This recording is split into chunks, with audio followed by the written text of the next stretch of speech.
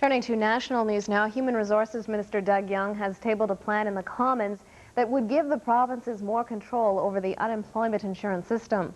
As Tonda McCharles reports, some provinces have already expressed interest in the program. This is what we mean by flexible federalism. It's an offer to turn over $2 billion worth of job training programs to the provinces, an offer Ottawa hopes will satisfy Quebec's long-standing demand for more power in that area. Under it, the federal government says all job counseling, job creation and wage subsidy programs would become a provincial responsibility, with the federal government picking up the tab. Ottawa would continue to spend about $12 billion a year on employment insurance benefits, would still respond in cases of national economic crisis like the codfish collapse, but that's it. We're not going to sit there like Big Brother and be looking over their shoulder. What we're saying is that we're mature levels of government in both cases. We have enormous respect for the provinces. We know that they have great expertise in many of these areas, and we're prepared to enter into arrangements between governments that should be respected. But already, signs this may not be enough for Quebec. The Bloc Québécois still sees too much central control. It is not right. The federal give the responsibility, give money for 3 years, and after that, have your problem. I keep the cash in my pocket. It's not right. It's not a good deal. And reform, too, has concerns. So what happens with people who have never had a job or have never been able to get into the workforce in the first place? Is this a provincial responsibility? Is it a shared responsibility? Though Young's offer sounds open-ended, it's clear there will be some conditions. The training money's not for welfare recipients, and job hunters will still be eligible for help, even if they leave their own province. It's the Canadian Employment Insurance Program. Mr. Young. So it'll apply to everybody. It may not be enough for Quebec, but Ottawa's offer has already intrigued some other provinces. Nova Scotia, New Brunswick, Saskatchewan and PEI have already indicated to Doug Young's office they're interested in a new arrangement. Young has invited the premiers to respond at the First Minister's Conference next month. Tonda McCharles, CBC News, Ottawa. RCMP in British Columbia are at the scene of a hostage-taking in the southeast part of the province. A 21-year-old man and a 19-year-old woman are holding a pregnant woman hostage in her trailer outside Cranbrook. About 3 dozen RCMP officers surrounded the home after a Mountie was shot as he approached the trailer yesterday. A bulletproof vest saved the Mountie's life. The 2 suspects are wanted for robbery and violent crimes in Alberta. Former Nova Scotia Premier John Buchanan says loaning Westray millions of dollars to open a coal mine in Pictou County was not unusual. He says any company setting up in the province needed money. The former premier is testifying before the inquiry into the mine disaster, and on the stand today he explained why his government wanted the mine built. I think any project which is attracted to a province or created in a province, or an atmosphere has been created where those jobs will either come or be created in your province, is for the public good. But there's also some political play there. There always is. This segment of Pulse News at 6 was sponsored by Atkinson Implements, your New Holland dealer in Hartney, where our customers are #1. Well, the only saving grace about this rain is that I got my garden in this morning. I'll have the complete weather story coming up shortly, right here.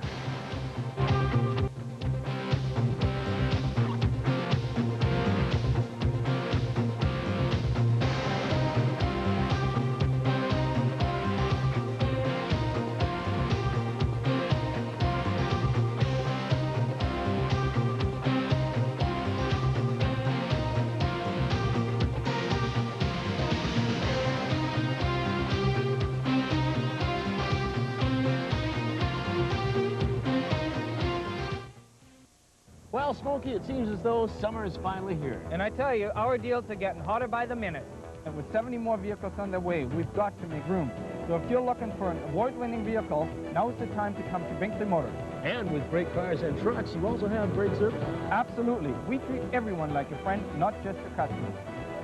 By the way, I figured out how to get even for the last time you were here. Really? How? Well... Lower prices can't be found, guaranteed. At the Fair Furniture, you have the assurance of quality furniture at lower prices every time. The Fair gives you unbeatable savings on a huge selection of top-name furniture. Sofas, love seats, bedrooms, dining rooms, leather, tables, wall units, mattresses. Lower prices can't be found. Plus, let the Fair Furniture pay the GST and PST for you. That's right, you pay no GST or PST. Lower prices cannot be found, guaranteed, when you shop the Fair Furniture. 1996 marks the 20th anniversary of the Manitoba Games. This summer, more than 5,000 athletes of all ages and abilities will compete in their region to earn a spot at the provincial finals in Morden. You could be one of them. Register now to be the best you can be. Watch for the Safeway Manitoba Games supplement in the April 6th Winnipeg Free Press or call toll-free 1-888-MAN-GAME, 1-888-626-4263. The Safeway Manitoba Games, brought to you in part by these fine sponsors. Pulse Weather is brought to you by Fowler Pontiac Buick GMC, 3900 Victoria Avenue West. Well, it's probably still raining out. Just before we went to air, you could hear it on the roof. The pitter-pat. Yeah. Yes. Good for the gardens, though. Oh, yeah, but not so good for seeding and so on. Boy, I'll tell you one thing we're going to have this year is a humongous hay crop. It's going to be something, I'll tell you. Might not get the crops off, but we'll have a tremendous hay crop. Anyway, it's raining in Westman. It's going to be for the next few days, unfortunately. Let's take a look at the current conditions right now. In Brandon, 15 degrees with rain. The wind is east-southeast at 11, and the humidity right now is on the high side at 95%. On our surface map, you've seen it before. You'll see it again. That low-pressure cell to the west of us tracking very rapidly in an eastern direction, and a whole mess of rain moving into the area, and we could see upwards of 15, 18 millimeters if we get under some of those heavier ones. And we did have some locally heavy showers this afternoon. It's going to be on and off again for tonight and for tomorrow. Ridgeline well to the east. And what is going to happen? The whole issue is going to settle right over us for the next 3 days by the looks of things. So we'll see showers and maybe a few thunder showers develop right along the trough line. The trough line is still to the west of us. So we could be a little noisy later on tonight and possibly tomorrow as well. And significant amounts of rain in a few areas as well. So keep that in mind. For the weekend, same story. Monday, we should start to see a return to mainly sunny skies and seasonal temperatures. So the above normal temperatures have had it for us here in western Manitoba. Here's what it looks like right now. In Canada, we have 17 degrees up in Nunavut, 18 Whitehorse, 14 Prince George, 15 degrees in Vancouver, 8 degrees in Kelowna. By the way, they had snow flurries in the Okanagan this afternoon, as they did north of Montreal yesterday. As you saw on the news, it was a freak ice storm there and caused a fatality. Incidentally, quite a pileup in the Okanagan as well. 11 and 16 Edmonton and Calgary, 18 and 14 Saskatoon and Regina.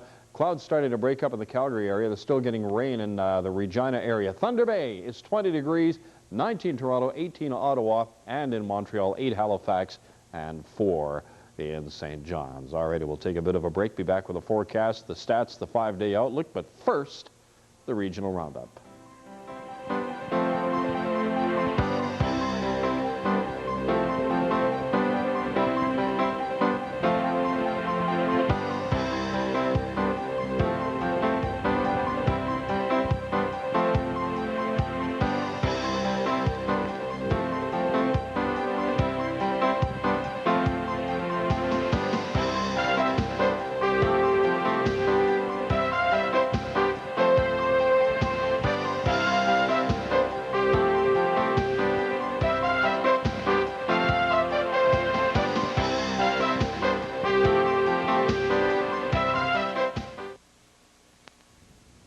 Catch it. Catch the pure value and pure performance at Fowler Pontiac Buick GMC.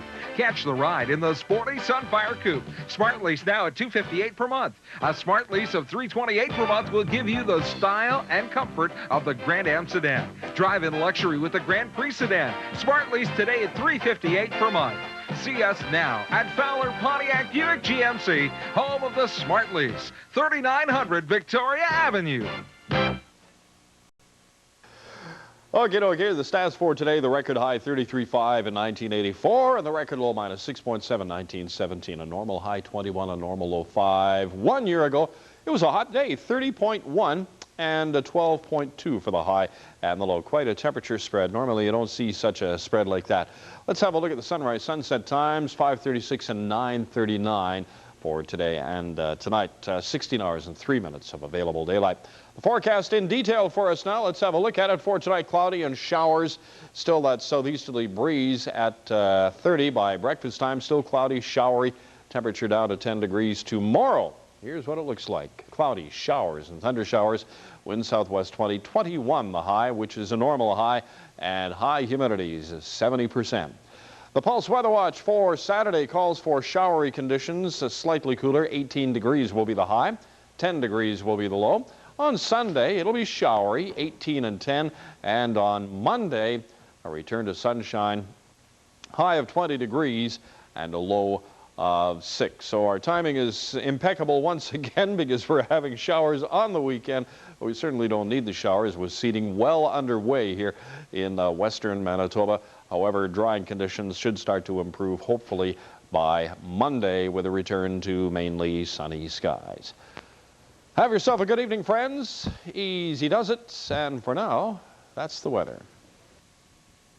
Pulse Weather has been brought to you by Fowler Pontiac Buick GMC, 3900 Victoria Avenue West. The Brandon Grey Owls kick off their 1996 regular season with a game tonight in Saskatoon. We'll have the details coming up on Pulse Sports. Zeke's is your graduation gift center in Brandon, Neepawa, and Minnedosa. Graduation is a special time with special memories, and Zeke's Jewelers can help you choose the perfect gift. They have a special selection of Bulova watches, now priced at 40% off. Choose the Bulova watch just right for your graduate from Zeke's wide assortment. And remember, leave the gift wrapping to Zeke's. Zeke's Jewelers, your graduation gift center, 9th and Rosser, Brandon, Neepawa, and Minnedosa. The War Amps, helping amputees since the First World War. Today, the War Amps meets the special needs of child amputees. CHAMP provides artificial limbs, financial assistance, counseling, support for parents, and a chance to meet other amputees. What about the future? CHAMP graduates will carry on the tradition of amputees helping amputees with your support of the Key Tag service. Manitobans, at the heart of it all, make a lot of long-distance calls. Right now, they're being shouted at by various and sundry promoters of long-distance savings schemes. Cutting through the noise, most of us have concluded that MTS Real Plus savings come well within shouting distance of anybody else, with just one bill to pay. To the phone company that cares about our phone lines, as well as our bottom lines. MTS, more than just discounts. 1, 2, 3 o'clock, 4 o'clock, rock. Rock around the clock casino action is waiting for you 24 hours a day at the Turtle Mountain Chippewa Casino in Belcourt, North Dakota. Shake, rattle, and roll with hundreds of slots, blackjack, Las Vegas style craps, and bingo. Hit any jackpot on quarter or dollar slots, and you qualify for a drawing for a new Yamaha Wave Runner 3 and 5 $1,000 drawings. Must be present to win. Drawings on June 1st. Come to the Turtle Mountain Casino, open 7 days a week in Belcourt.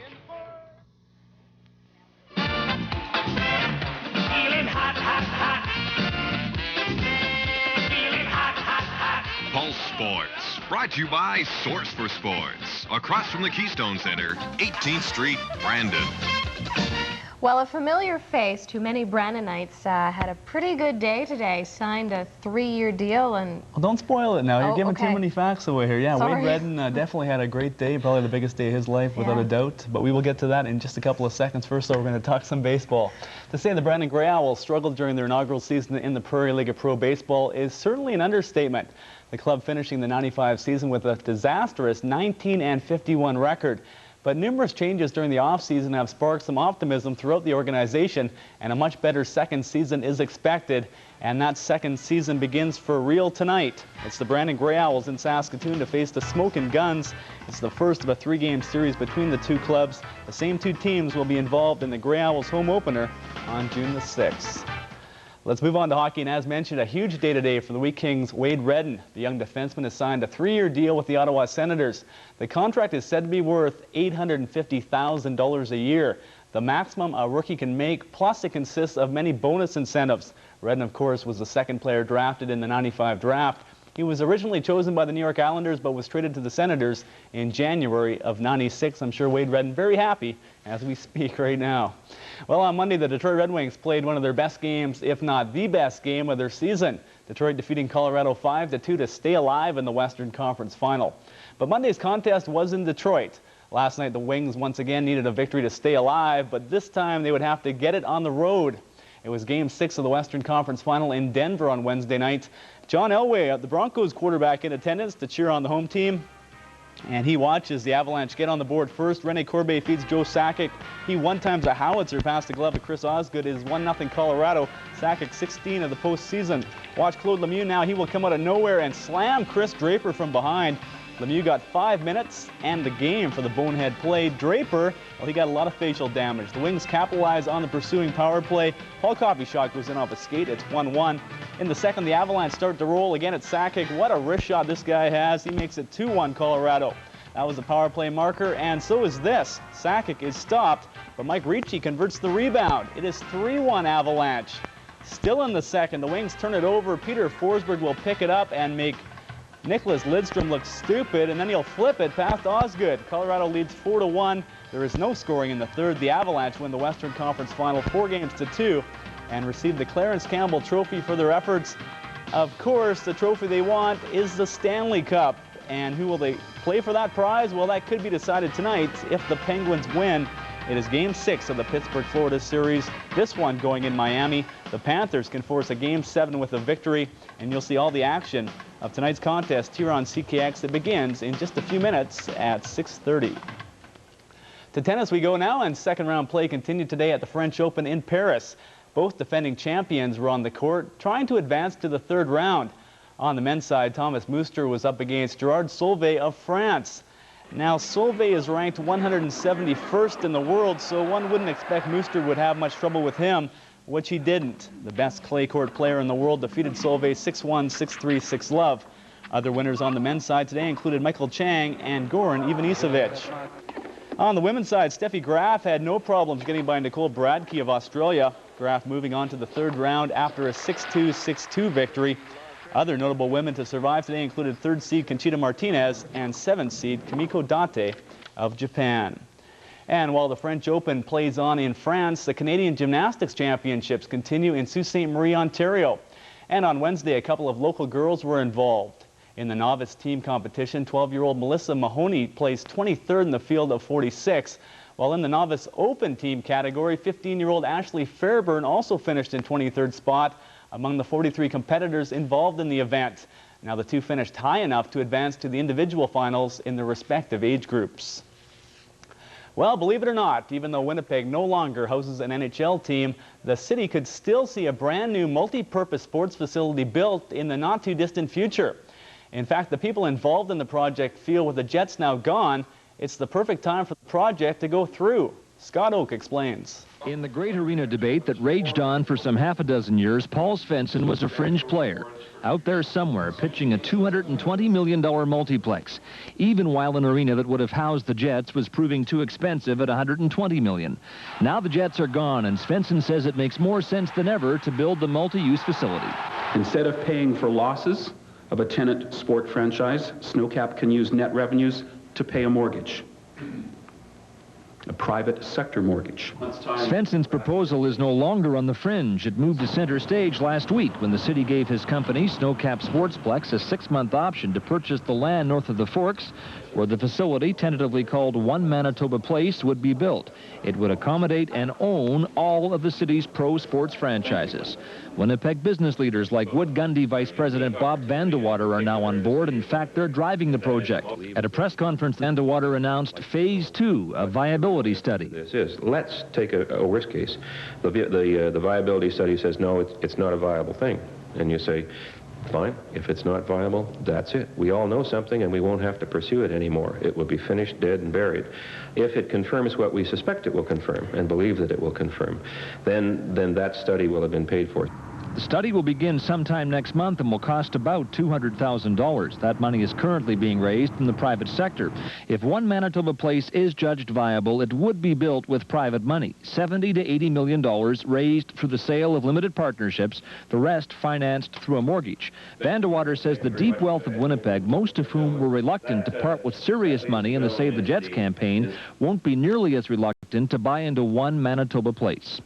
When it's clearly documented, when you have professionals from a consulting firm that have said, yes, this kind of project with these kinds of cash flows could generate this sort of building and facility. When they have that measure of confidence, and when they know that we have an option on the land that the city have given us, the city have basically said, if you can prove it to us, because we will certainly have to do with city council, I don't think that a lot of those leading Winnipeg people will be very far from being more than very supportive.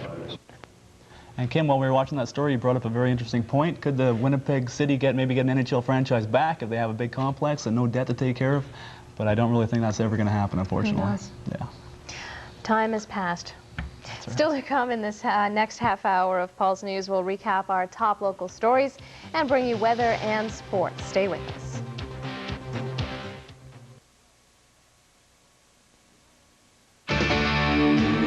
This Saturday's Lotto 649 jackpot is over $2 million.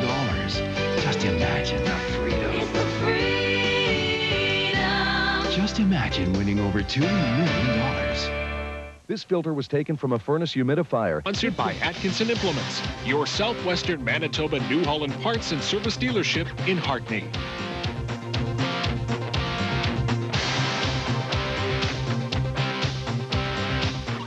Manitoba Premier Gary Filmon will join other Western premiers next week in pressuring Ottawa to stop further cuts to social spending. Over the next 2 years, Ottawa will slash $220 million in transfer payments to Manitoba alone. Filmon says coming up with a common attack for provinces to deal with these cuts will be a top priority at the Western Premiers Conference in Dawson City. We want to ensure that the federal government works cooperatively with us as they move to the Canada Health and Social Transfer to ensure that we can still do our job, that people expect from us the supports for that whole social safety net. And so we're going to have to come up with a common approach to that. Investors are high on Manitoba's economy thanks to a balanced budget and a booming farm economy. The Investment Dealers Association of Canada predicts economic growth will equal the national average of 2% this year. Manitoba turned in a $120 million surplus last year. It is one of the region's larger employers, and now it's going through its third name change in as many years. Jason Wawada reports now on the expansion and renaming of the Nestle Simplot Carnation plant. So today I'm pleased to unveil our new registered corporate name, Midwest Food Product Inc. It's a new name and look for the company, one brought on by the same motives as the first name change in 1994. So we found that the Carnation name, the Nestle Simplot name, created some identity problems out of the border, particularly with our customer base. So it became very evident that we had to develop an identity of our own. The plant has well over 300 employees and produces potatoes for a wide variety of clients, their largest being McDonald's. The name change is hoped to increase their global marketability. So any growth coming either from here or from other Canadian processor really comes from our ability to be competitive and export either in the U.S. or be a global player. $30 million has been spent on plant expansion over the last year on both cold storage and production line improvements. It means the plant can now handle 36,000 acres of potato production and creates a promising future for the facility. We're into the export market, more and more into the export market. We're providing a quality product with the dollar, the Canadian dollar the way it is. It's of course to our benefit, and with maintenance of quality, and I think this has allowed the expansion basically in our growth. The plant will be continuing production, but gearing down for its 2-week maintenance shutdown this summer. After that, it's back into full production with the new line and fresh potatoes from the harvest. In Carberry, Jason Wawata, Pulse News. Ottawa says it has heard the call from the provinces for greater responsibility in the field of labor market development. Human Resources Minister Doug Young has tabled a plan that would allow provinces to take over some labor programs. Tonda McCharles reports. This is what we mean by flexible federalism. It's an offer to turn over $2 billion worth of job training programs to the provinces, an offer Ottawa hopes will satisfy Quebec's long-standing demand for more power in that area. Under it, the federal government says all job counseling, job creation and wage subsidy programs would become a provincial responsibility, with the federal government picking up the tab. Ottawa would continue to spend about $12 billion a year on employment insurance benefits, would still respond in cases of national economic crisis like the codfish collapse, but that's it. We're not going to sit there like Big Brother and be looking over their shoulder. What we're saying is we're mature levels of government in both cases. We have enormous respect for the provinces. We know that they have great expertise in many of these areas, and we're prepared to enter into arrangements between governments that should be respected. But already, signs this may not be enough for Quebec. The Bloc Québécois still sees too much central control. It is not right. The federal give the responsibility, give money for 3 years, and after that, have your problem. I keep the cash in my pocket. It's not right. It's not a good deal.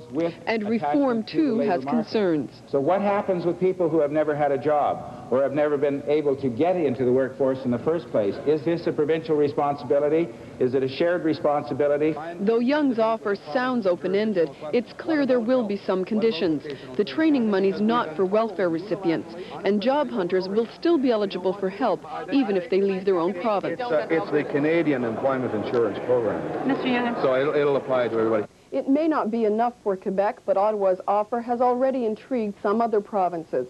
Nova Scotia, New Brunswick, Saskatchewan and PEI have already indicated to Doug Young's office they're interested in a new arrangement. Young has invited the premiers to respond at the First Minister's Conference next month. Tonda McCharles, CBC News, Ottawa. A new provincial law is making some people nervous. The new law states that public sector salaries will be made public. As Fiddling Kubanek reports, many Manitobans are looking to Ontario to see what might happen. 2 months ago, Ontario published the salaries of public sector employees making more than $100,000. At the University of Toronto, there were more than 500 people on the list. At Sick Children's Hospital, 143 people earned 6 figures. At Ontario Hydro, there were more than 600 on the list, including the CEO, who's paid $461,000. This is the type of information Manitobans will soon be able to get. The film and government will disclose the salaries of those earning more than $50,000. Public gains by virtue of having more information with which they can judge whether or not government's actions with taxpayers' money are reasonable. As an anesthetist at St. Boniface Hospital, Dr. Ian White will have his salary disclosed. My gross income is around $130,000 a year. But White wants people to understand that a lot of the doctor's pay goes towards expenses such as insurance and equipment. There are many physicians whose expenses exceed 40% of their income. But not all publicly funded salaries will be revealed, including that of Winnipeg Jets president Barry Shenkarow, even though taxpayers shelled out millions for the hockey club. Premier signed a gag order dealing with the salaries of the CEO of the hockey club, one Mr. Barry Shenkarow. How can the public again trust this premier on full disclosure of salaries? Government-funded agencies will be required to report salaries over $50,000 within 6 months of their fiscal year end. Fiddling Kubanek, CBC News, Winnipeg. Nominations for a new chief at Sioux Valley Reserve were held last night. Vincent DeCann, Ivan Ironman, and Robert Sioux have put their names forward and have been nominated for this second round of elections for a new chief. The first election results were discounted by the band, and a new election was ordered by a provincial court judge after a number of discrepancies were found. The election is to be held sometime in June. And the changing roles of healthcare providers is what delegates to the annual general meeting of the Manitoba Association of Registered Nurses are examining. Hundreds of delegates spent the day discussing the huge changes facing economies and healthcare globally and what that translates into in Manitoba. MARN President Marilyn Robinson says the shift away from acute hospital care to more community-based care means that healthcare administrators and providers have to change the way they are providing service. And the town of Dauphin wants help to build a new water treatment plant. Dauphin Mayor Inky Mark says the town has appealed to the provincial and federal governments. Dauphin water has high levels of a parasite that causes a condition commonly referred to as beaver fever. It's a severe stomach sickness in people. Mark says he understands the fiscal pressures on both governments, but he says this request is valid because of the health risks to Dauphin residents. And the healthcare system is under scrutiny. The largest sector of our population is getting older, and there is concern that the baby boomers will put too much pressure on the healthcare system. Nancy Gregory takes a look with this issue. There was a time when some considered 65 old. Not anymore. And it's not only over 65, it's over 85 and even over 100. There are at present about 200 people in Manitoba over 100 years old. How are you this morning?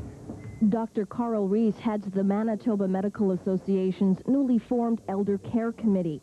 As a head and neck surgeon, he says he's seeing an increasing number of seniors, and that number is expected to grow.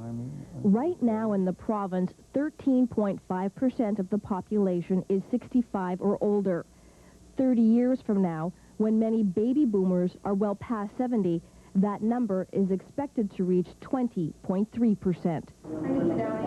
There are only 4 certified geriatricians in Manitoba, doctors that specialize in health problems of the elderly.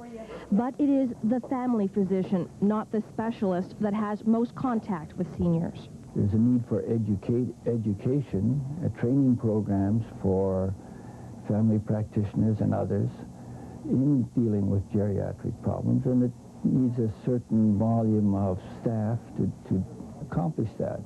As hospitals continue to face cutbacks, Rees says more community-based senior health facilities will be needed. The demand for care will be there and will have to be met.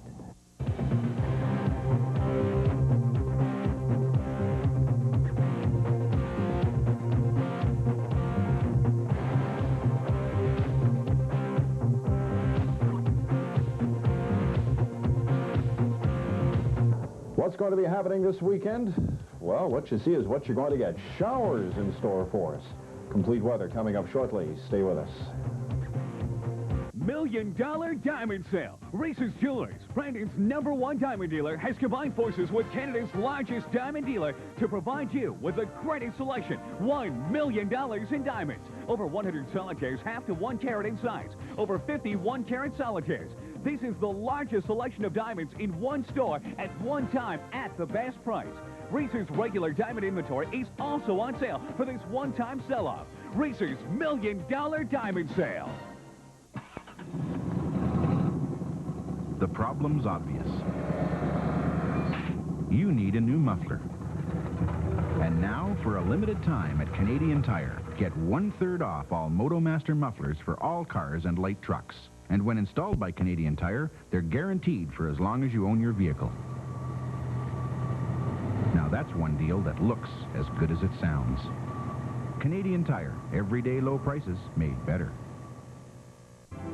From McDonald's Arch Deluxe, with its grown-up taste, to deluxe prizes, you could win big instantly.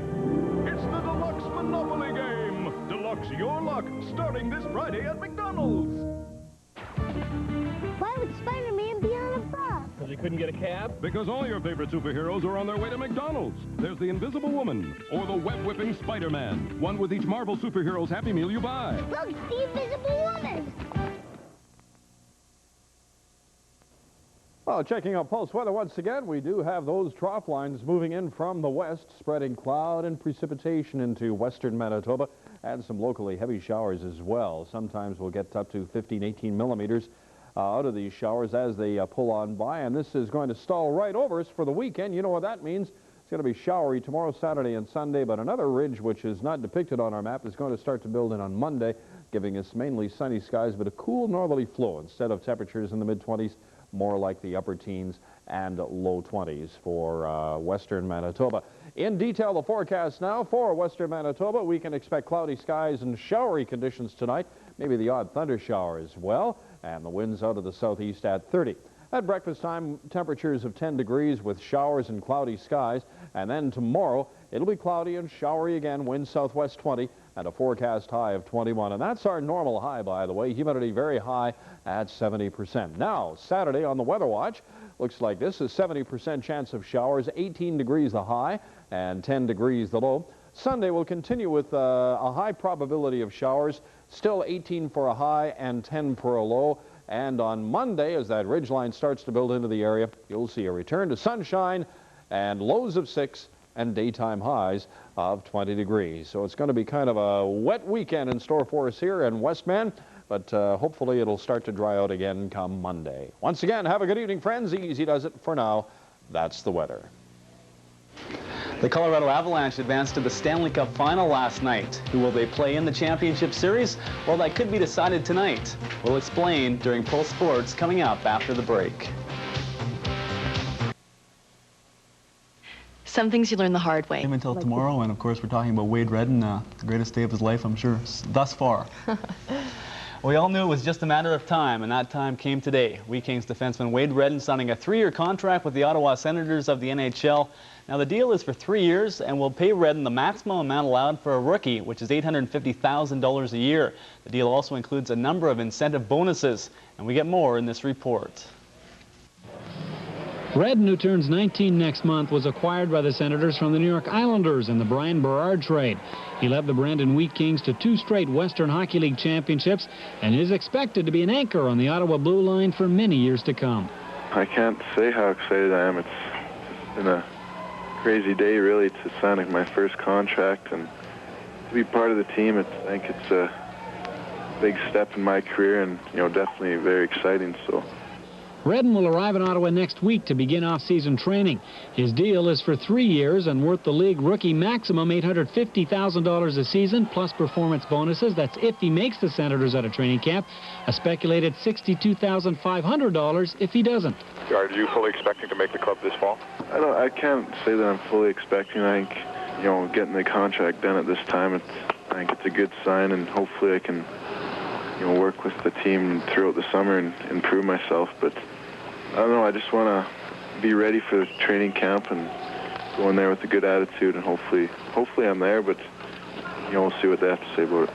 With the Redden deal now out of the way, the door is open for Pierre Gauthier to begin working on signing his own free agents, notably goaltender Damian Rhodes and defenseman Sean Hill. And while one career begins, another ends. At least that was the case for Mike Ramsey of the Detroit Red Wings on Wednesday. The Wings losing 4-1 to the Colorado Avalanche to be eliminated from Stanley Cup competition. As for the Avalanche, they move on to the Stanley Cup final. Now, who they will play may be decided tonight. The Penguins currently lead the best-of-7 Eastern Conference final 3-2, with Game 6 going this evening in Florida. Of course, you'll see the game live here on CKX. It begins at 6:30. In other NHL news, the deadline for the Edmonton Oilers to have 13,000 season tickets sold is tomorrow. Now, it's unsure at this time exactly what will happen if they don't meet that target, but if they do, it will certainly be a boost financially for the hockey club. Jamie Campbell explains. I think these are good seats, Andy. Ben Spooner is a fan of the Edmonton Oilers. He's never owned season's tickets until now. This is the first year I've had enough money to afford season tickets, so I thought, oh, what the heck. The Oilers are glad he did because they have another deadline to meet. 13,000 season's tickets by Friday. I've been a huge Oilers fan pretty much all my life, and I've always liked to see them get better and better, and anything I can do to help the team, I would like to do. Spooner sounds like he stepped out of an Oilers marketing video. The Oilers' deadline has influenced his decision to buy tickets, but he sees it as reality, not hype. I saw it happen in Winnipeg. I saw it happen in Quebec. I don't want to see it happen in Edmonton. I want hockey to stay in Canada as much as we can, and if this is what it takes, then that's what I'll do. Sold. If the Oilers reach the 13,000 seat mark, it will bring them a few $1 million more in league assistance. It will probably allow them to sign free agents Doug Waite and Jason Arnott to contracts. Spooner is stretching his budget to help that happen. We didn't want to go above the $1,300 ones, For the amount of times we'll probably be to the games, which will be most of them, but not every time, you know. And for the amount of money we have to spend, that was about the limit. And what do the 4 equal payments come out to? He's reached his limit, and the Oilers hope they'll reach theirs. Fans in this city will know by Friday. For National Sports, I'm Jamie Campbell in Edmonton. On to the Ball Diamond now, and it's been 9 months since the Brandon Grey Owls finished their first season in the Prairie League of Pro Baseball. During that time, the club underwent a complete overhaul with the hopes it will be better prepared for its second year. Well, we'll see just how much things have changed tonight when the Grey Owls open their regular season with a game against the Smokin' Guns in Saskatoon. It's the first of a 3-game series for the two teams. As for the Grey Owls home opener, it goes a week from tonight against the same Saskatoon squad. Let's move on to the hardwood now, and the NBA playoffs continue this evening. The Seattle Supersonics with a chance to join the Chicago Bulls in the league final. Seattle currently enjoying a 3-2 lead in the best-of-7 Western Conference final with the Utah Jazz. But if the Sonics are to be victorious on the road in Game 6, they'll need a strong effort from Sean Kemp. Brent Weber of CNN explains. Sean Kemp's regular season was a thundering success as he posted career highs in scoring and rebounding. But in the Western Conference Finals, his numbers have been limited, with his biggest offensive performance, a 24-point effort in Game 5, coming in defeat. It's not Sean Kemp's show. It's a team. You know, no one starts talking about stuff like that until like late in the season, like right now. You know, the whole season has been a total team effort, and that's the way it's going to stay here. Though he's shown glimpses of greatness with the game on the line, Kemp has been largely taken out of the equation at crunch time. Since his 8-point final frame in Game 2, he's managed just 10 points and 4 boards in 27 minutes of fourth quarter and overtime action. Double teaming him now in every possession, so I think, of course, he has to pick his points where, you know, he's a lot more aggressive with it, and then pick his points where he passes the ball out. He's a postseason first. He's a great player. He has Karl Malone governing him, plus he has double teams guarding him. My decision as a basketball coach is my best option. Trust me, I can go out and score 25 or 30 or 40 points if I wanted to, but that don't necessarily mean we're going to win. You know, I'm going to do the things that's going to help us win. Sonics guard Gary Payton, who scored all of his team's points in overtime of the Game 5 loss, said his teammates were tentative in that extra period, that someone else also needs to step up and take some big shots. And as the series heads back to Salt Lake City, the question is, can the Sonics devise a way for Sean Kemp to be that man? In Seattle, Brent Weber, CNN Sports. And Kim, a busy night in the NBA tonight, and also the NHL. Of course, we got the big game coming up in a matter of minutes, Pittsburgh and Florida. Okay, and before we get to the game, John Webb is going to do a little fiddling for us. A lot of fiddling is coming up on Pulse News. Canadian-American border, where Winnipeg fiddler Patty Kostruck is teaching a class that's largely American and largely seniors. Not that kids don't appreciate fiddling. It's going out, you know, and it shouldn't be. You know, the newer stuff's coming in, and we need to get back to the older stuff. Here they'll tell you the fiddling tradition isn't doing so well south of the border. I haven't noticed many young people playing down there. I think I noticed it more in Canada. In the States, has it got that level of exposure? I don't believe it has.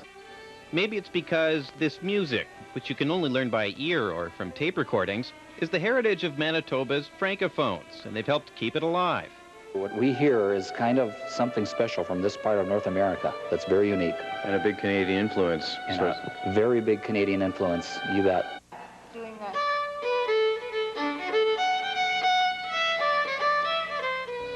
Workshops like these have been added to a fiddling contest held here to help kids get in touch with this kind of music. There wasn't a way to get to this expertise in an informal setting where we could really learn those old tunes and learn the fingering and learn the art of making that wonderful sound that only happens from an old-time fiddle player.